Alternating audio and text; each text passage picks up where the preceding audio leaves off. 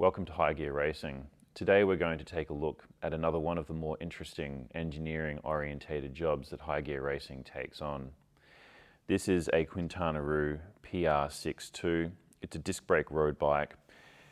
It has a couple of problems with the positioning of the rear derailleur, which has caused a few fitment issues with the rear wheel, which we'll demonstrate here. So here we're going to demonstrate the issue with the rear dropout that led to manufacturing a new one. The problem that we've aimed to resolve is the issue of A, moving the derailleur closer to the cassette to improve the shift quality, but B, and more importantly, the ease of getting the wheel out of the bike. So when the chain is in the highest gear on the cassette, which would normally allow ease of removal of a wheel, the wheel is actually obstructed by the derailleur. That's the maximum swing that the derailleur can operate, and the wheel cannot escape.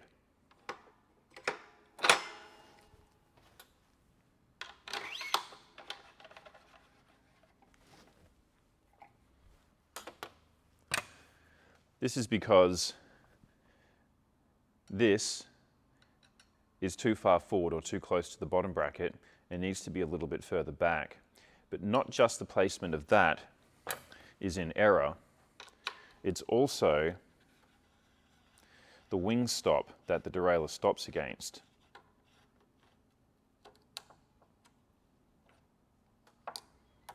This little bit here. This should actually be further around here at a slightly different angle, which would force the derailleur to sit in a higher position.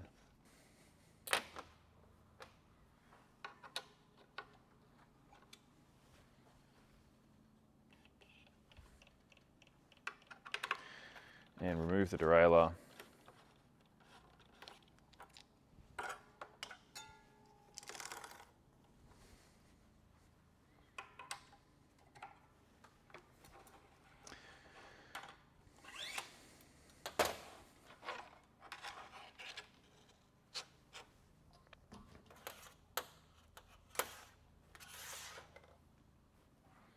And remove the dropout.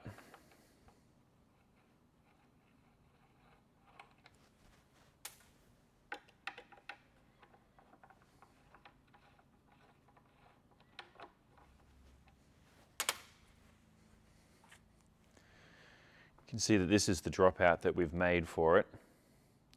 We've machined that specifically with all of the corrections in mind.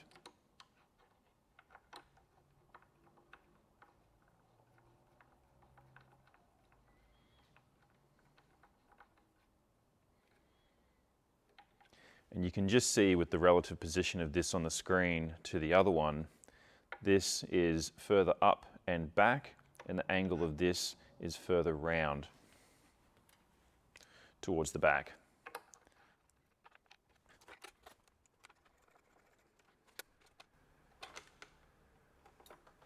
So as you can see here, it allows perfect ease of entry.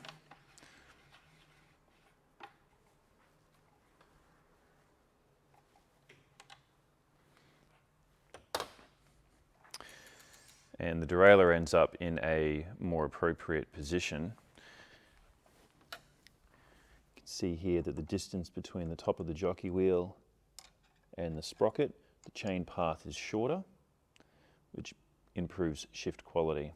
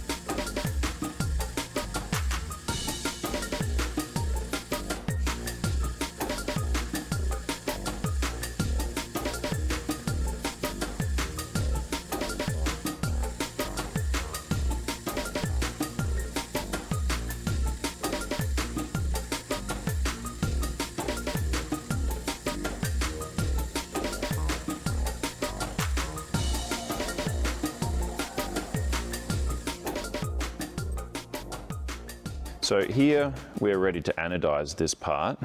We've given it a bit of a sandblast just to take most of the machine marks and whatnot off it. And it's pretty much ready to go in. So this is our anodizing tank. It's obviously a sulfuric acid bath, for those of you who already know something about anodizing. It's a refrigerated system. It runs at about 13 to 15 degrees. So we're going to run this for 1 hour and 20 minutes at 2.5 amps, which in this case happens to be 20.5 volts. So we're going to leave that and we're going to come back and we'll show you what it looks like when it's finished.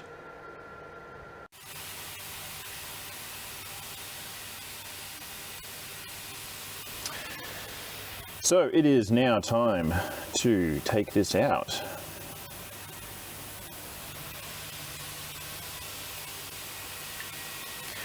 Give it a rinse, make sure we neutralize all of the acid. And we'll try and give you a good view of this. So you can see the very distinct difference in the surface color. Like I was saying before, type 3 anodizing isn't just to hold dye, it's actually a much harder surface finish and deeper. Okay, and here we are at the dye and sealing area. This is black dye. It's now at 60 degrees, so it's ready for the part to go in. I know this area looks rather dodgy, sort of like something out of Breaking Bad, but I assure you no nefarious activities take place here. Okay, so that's just going to sit in there for about 5-6 minutes. And hopefully in that time this will come up to temperature.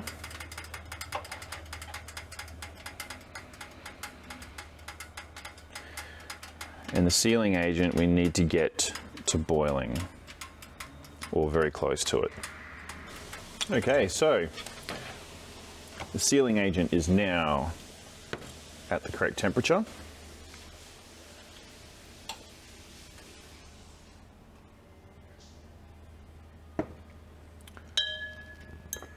This is well and truly dyed.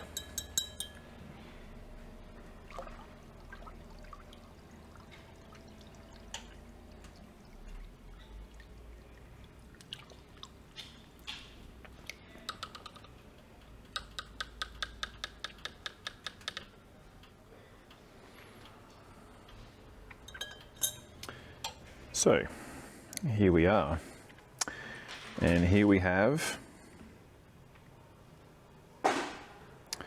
a finished product. Sorry about the dirty blanket. I've been trying to find a princess blanket, but I think Hambini has a monopoly on them. So now we just need to remove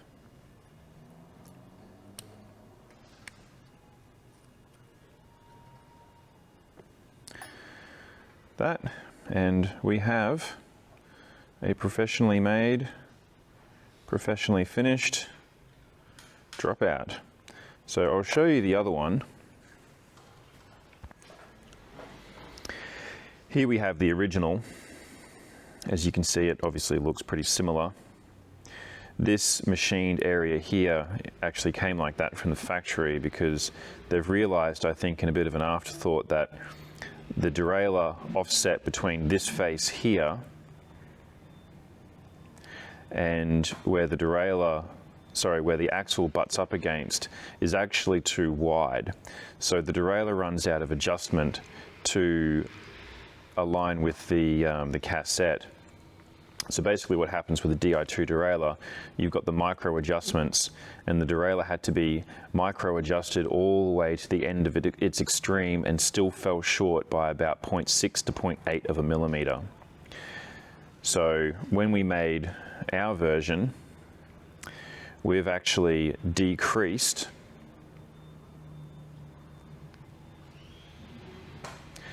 the distance between the face that the derailleur bolts against and where the axle butts up against. And as you can see, we have a step on the back.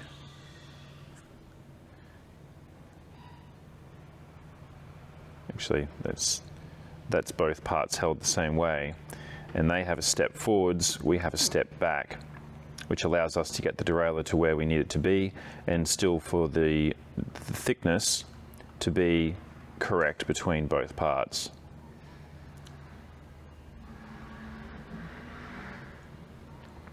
So we're going to go ahead and final fit this to the bike for the last time. So this is the final fit of our little dropout that we've made. As you can see, it'd be pretty hard pressed to know that it's not an original part. Now, as you can see, as you saw before, fits in perfectly with no obstruction.